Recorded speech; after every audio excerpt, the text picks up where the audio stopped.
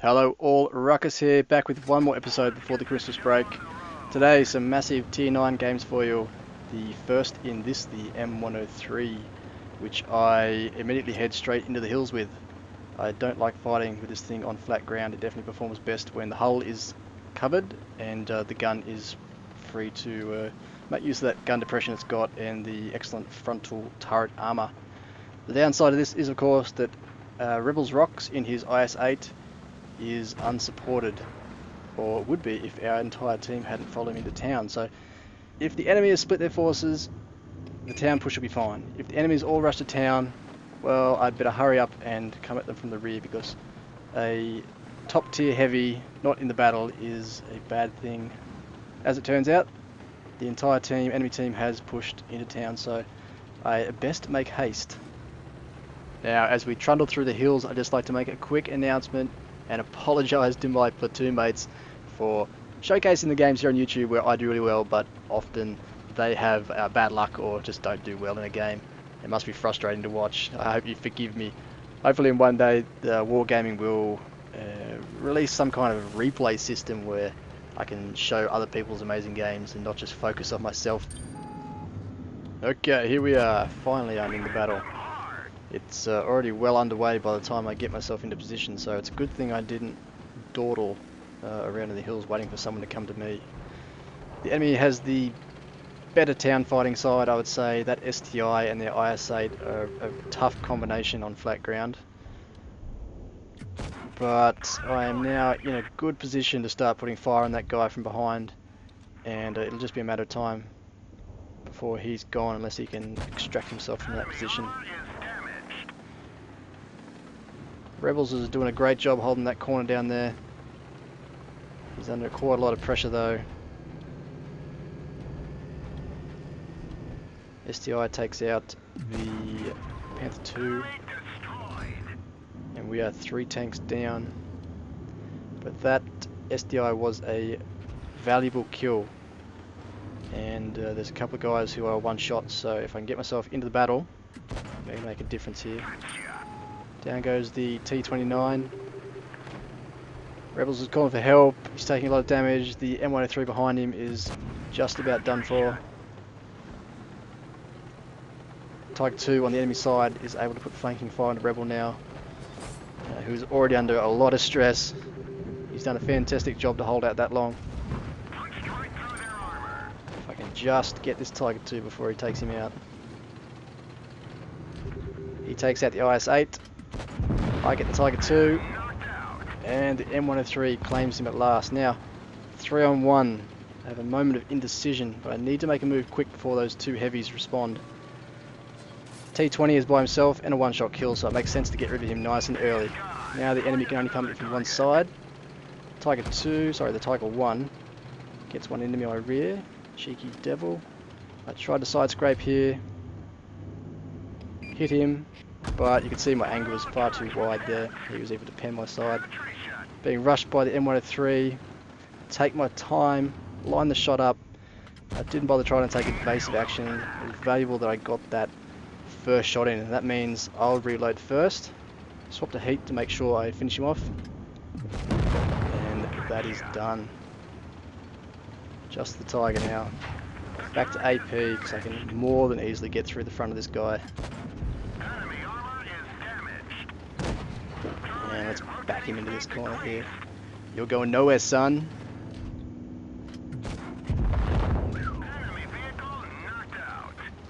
So a Pool's medal and a Kolobanov's medal for standing alone against 3 or more enemies.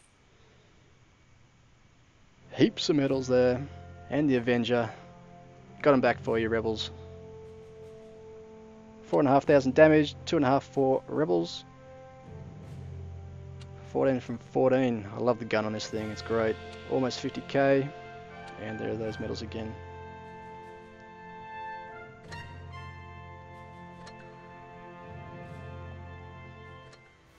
Now the second game, myself in the Jadgtiger and Woodcutter 21 in the Centurion, the Tier 9 medium. I haven't played this thing for ages, and I've only got this and the M103 at Tier 9, so I've had it for, oh God, a good 4 months now. It's about time I get rid of it. Myself and Woodcutter played a heap of games yesterday, and this was by far the most interesting out of the bunch. He rushes the hill, which is you would think a wise move, considering the enemy has no mediums. Easily gains it. He's got the E5 as backup, and you would think he'd be safe, but you'll see as I pop a shot off at that E3. One I7 is rushing hill. The ISU lands a great shot into him, and the E5 as well. Rebels will be able to easily get rid of that guy, but you can see the second IS-7 is rushing as well, so Rebel is going to be in a lot of trouble.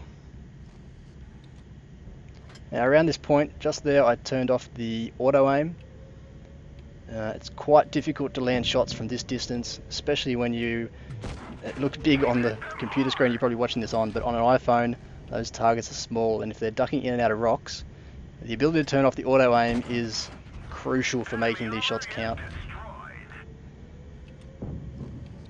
Look at that E3 with his back towards me and the ISU.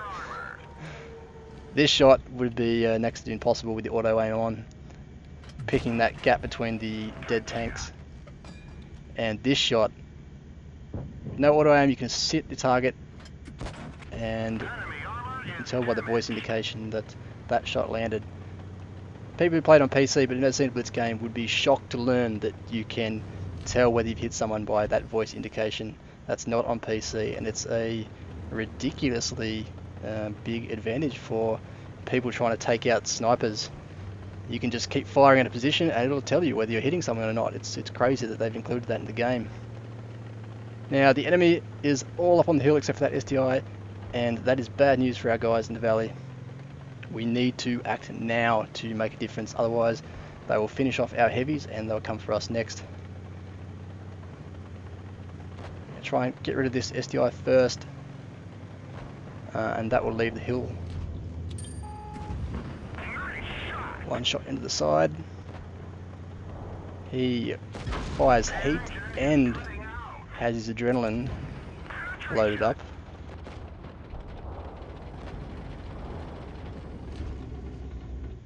But down he goes.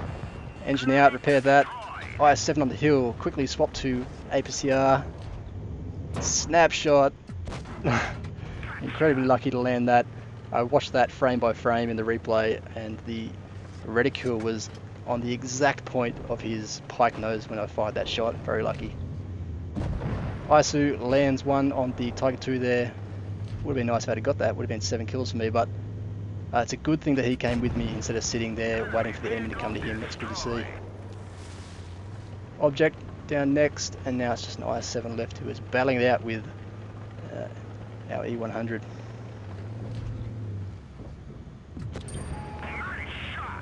The gun on this thing is incredible. The ISU fires a HE round, which lets me claim the IS-7 for my 6th kill and a Halonen's medal for killing 3 enemy vehicles of a higher tier in a tank destroyer. So, as usual guys, I'll leave you with the post-game stats. I hope you have a fantastic Christmas and New Year's if I don't catch you before then, although I probably will. Peace!